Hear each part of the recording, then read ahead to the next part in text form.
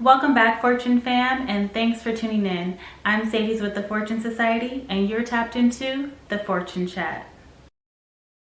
In the last episode, we began our journey through America's economic history. Today, we're teleporting back in time for part 2 of our 3-part series on the making of America, where we'll take a closer look at the economic development in the 1800s. Let's get into it. In the first year of the new century, 100,000 bales of cotton were picked and sold. A few years later, America acquired the territory of Louisiana from France for $15 million, establishing the Louisiana Purchase. In 1804, Congress modified the land law, giving settlers the opportunity to purchase public land in 160-acre parcels. Black people, of course, weren't amongst this group since they weren't allowed to purchase or own property. In 1808, legislation passed banning the importation of slaves. Some smuggling continued in the black market, but the legal supply of imports ceased. At the peak of an era where the motto was "Cotton is King," a dark chapter in American history began to take shape. America produced 35 million pounds of cotton, and that figure grew over the next 7 decades. The global economy's desire for cotton only fed the greed of Southern planters. The more money being made, the more they wanted to grow, which meant they needed more slaves to work their fields. But let's be clear on this.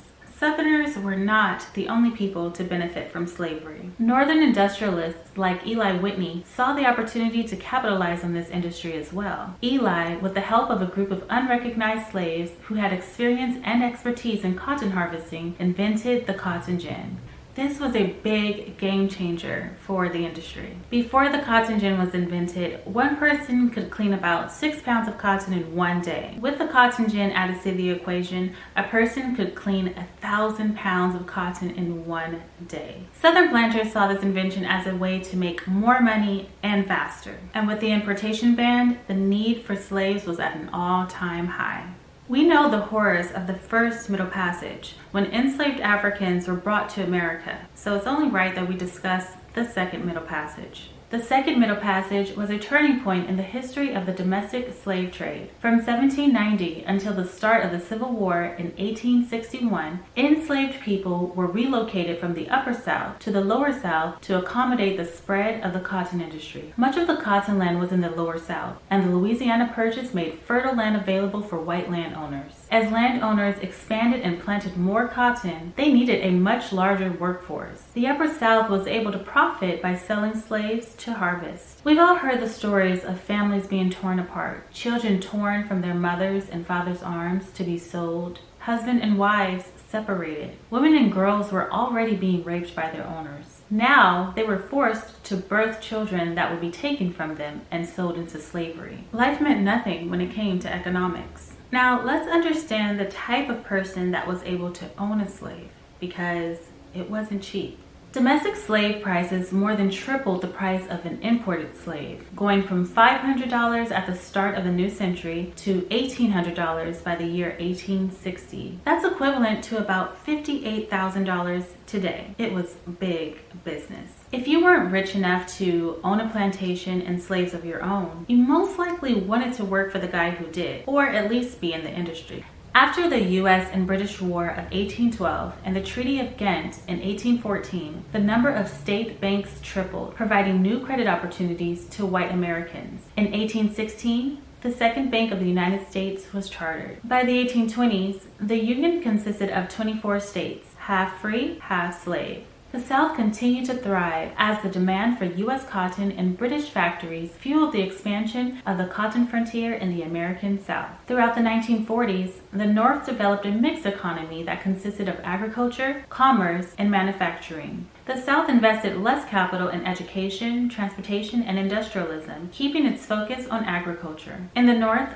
gold was discovered, and by 1849, 100,000 people had arrived in California. 49ers, as they were called, were self-employed miners at the start of the gold rush. But as the gold began to disappear and machinery was needed, many started working for mining corporations instead. Only a few miners struck gold or made much money. The real winners were those with a business who sold food, supplies, supplies or provided a service in one of the mining towns. While whites were being granted land by the government, creating businesses in the north, or cashing in on crops in the south, blacks still weren't considered citizens of the United States, according to the Supreme Court. The Dred Scott versus Sanford case of 1857 denied Congress the ability to prohibit slavery in any federal territory. How do you like your tea?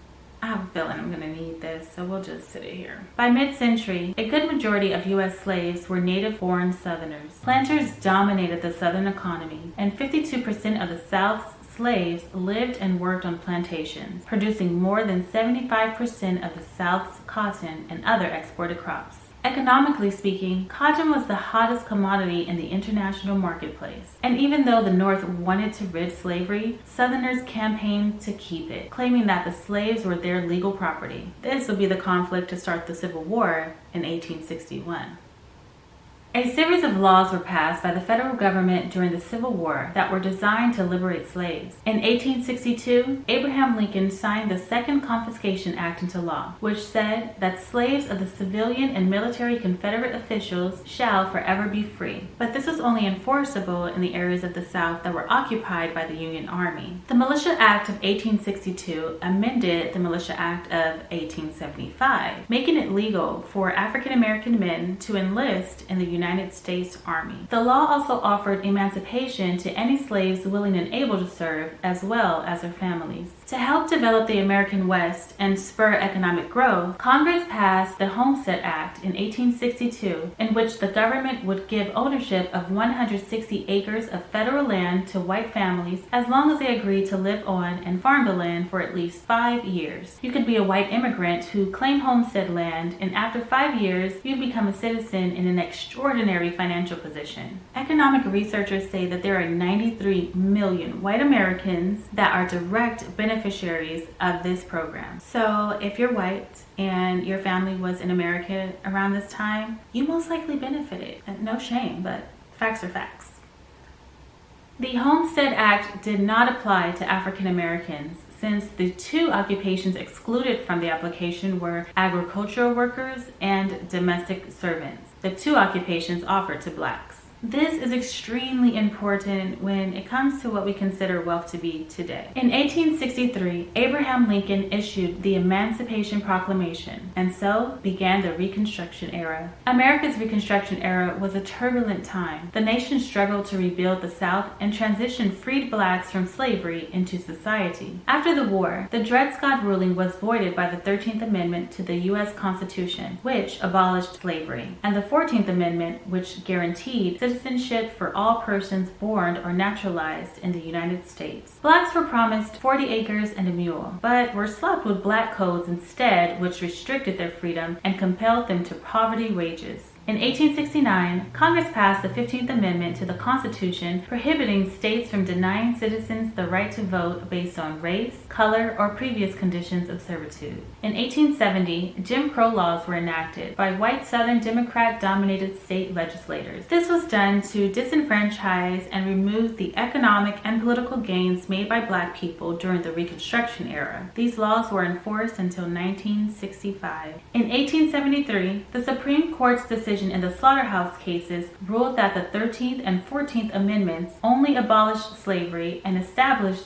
citizenship for African Americans, but those rights would derive from the individual states, not the federal government, making it extremely difficult for newly emancipated slaves to gain a sense of stability in their new lives. After the forced codependent relationship of slavery, adapting to self-sufficiency wasn't easy, and that's exactly what they wanted. Freed slaves had expected to be given free land like many of the white settlers had received, but unfortunately, that didn't happen. In fact, in most states, black codes had regulated where African Americans could live and restricted their employment opportunities.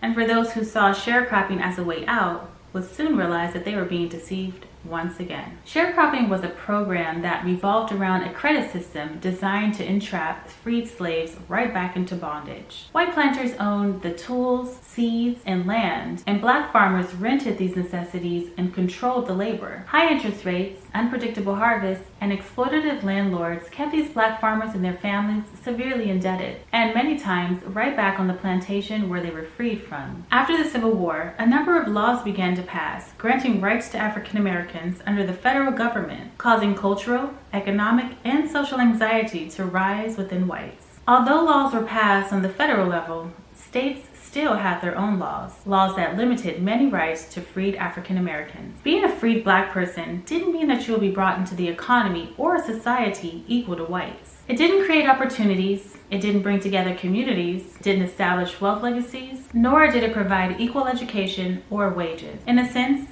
being freed from slavery made it that much harder to survive. There were many white people in the North and South that were against slavery, but when it came to equal economic status between blacks and whites, a very thick line had been drawn in the sand. If blacks dared to cross it, they were usually met with discrimination or violence. The system of power wasn't just about racial domination, it was about economic domination. When the federal troops left, many violent crimes against blacks began to take place, and what little property blacks did acquire were usually burned and destroyed. Despite federal laws, hatred towards blacks escalated. While Northerners learned to accept black freedom during the war, deep-seated prejudices prevented many from accepting black equality. Many didn't want blacks in their neighborhoods, and they definitely didn't want a black person getting paid equal or more than them, regardless of educational status. But another profound dimension of the devaluation of black lives that has been the direct product of public policy is the maintenance of separate and unequal schools. The dual school system ensured racial differences in the quality of school facilities, in teacher compensation per pupil, and in the quality of instructional materials. The magnitude of these disparities first was documented carefully by Horace Mann Bond in his classic study, The Education of the Negro in the American Social Order. Bond detailed the widespread practice of paying black teachers significantly less than white teachers. Frequently under the dual system, the black-white teacher ratio of teacher salaries was 60% or less. These huge disparities in teacher pay could not be explained fully by differences in teacher training. The economic historian Robert Margo has estimated that both in 1910 and 1940, about 80% of the difference in black and white teacher pay was due to sheer racial differences in compensation established on pay schedules by local white-dominated school boards. This was out-and-out discrimination. Blacks were paid less, denied well-paid employment, and excluded from unions. It wasn't always easy in the North, but at least you were cleared from the lynching campaigns that raged in the South. In 1883, the U.S. Supreme Court found part of the Civil Rights Act of 1875, which affirmed the equality of all men before the law and prohibited racial discrimination, unconstitutional. This allowed individuals and corporations to discriminate based on race. Sounds hella backwards, right? Right. Southerners, feeling backed by the law, worsened their targeting of blacks. A vast majority were lynched simply because they were an economic competitor to whites. Ever hear the name Thomas Moss? In 1889, Memphis, Tennessee, a predominantly Democratic state in a mixed-race neighborhood known as the Curve, a black man named Thomas Moss opened the People's Grocery, creating competition for William Barrett, a white grocer whose store had served the community of both whites and blacks before the black grocer arrived. The success of the People's Grocery grew while the store that William Barrett owned declined. Barrett's jealousy against Thomas Moss increased, and he began to make trouble for Mr. Moss and the grocery store. The People's Grocery brought capital into the black community of Memphis, which angered a lot of whites. On March 2nd, 1892, things worsened when a racially charged mob grew out of a fight between black and white kids playing marbles in a yard near Moss's grocery. The black kid won the fight, and the white kid's father jumped in to avenge him. Two men, Calvin McDowell and Will Stewart, a clerk of the People's Grocery, came to the black kid's defense, escalating tensions between the two races. William Barrett was amongst this group of men fighting. He gets clubbed near Moss's store and later identifies the assailant as Will Stewart. The next day, Will Stewart and Thomas Moss were arrested, along with other black men who may or may have not been involved in the fight. On March 9th, an organized night lynching took place. 75 men kidnapped Thomas Moss, Will Stewart, and Calvin McDowell. The three men were shot and lynched. Moss's grocery store was left to be destroyed as gangs of armed white men terrorized the black neighborhood. They stole what they could from the People's Grocery and destroyed the rest. The creditors had the store closed down and sold what remained of the stock in auction. And guess who the buyer was? William Barrett. This is just one example of how things often went in the South when black communities made economic advances. Plessy versus Ferguson, 1896. The U.S. Supreme Court made the landmark decision to codify the constitutional doctrine for racial segregation laws, commonly known as separate but equal. This decision legitimized the many states seeking to reestablish white supremacy after Reconstruction. Despite the significant obstacles that blacks face, the unjust laws aiding discrimination and creating segregation, the inequality that made it impossible to receive a fair wage, to get hired for a good job, or to receive help from a financial institution, many blacks still willed their way to success. In 1888, two of America's first black-owned banks, the Savings Bank of the Grand Fountain United Order of the Reformers in Richmond, Virginia, and Capital Savings Bank of Washington, D.C., opened their doors. 10 years later, two black-owned insurance companies were founded, the North Carolina Mutual and Provident Insurance Company and the National Benefit Life Insurance Company in Washington, D.C. As we leave the 1800s and enter into the 1900s, slaves were emancipated, but whites shifted their efforts to ensuring that many blacks would be kept out of the workforce. In our last episode, we'll continue to break down the financial impact of discrimination, and we'll highlight the critical government programs that fueled segregation and prevented wealth accumulation in the black household and communities. Thank you so much for tuning in. I'm Sadie with the Fortune Society, and I'll see you in the next episode.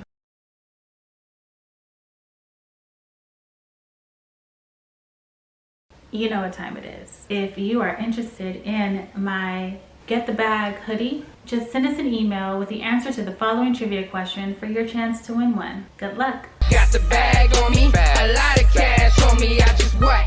Secure the bag. What? Secure the bag. What? Secure the bag. What? Double the bag.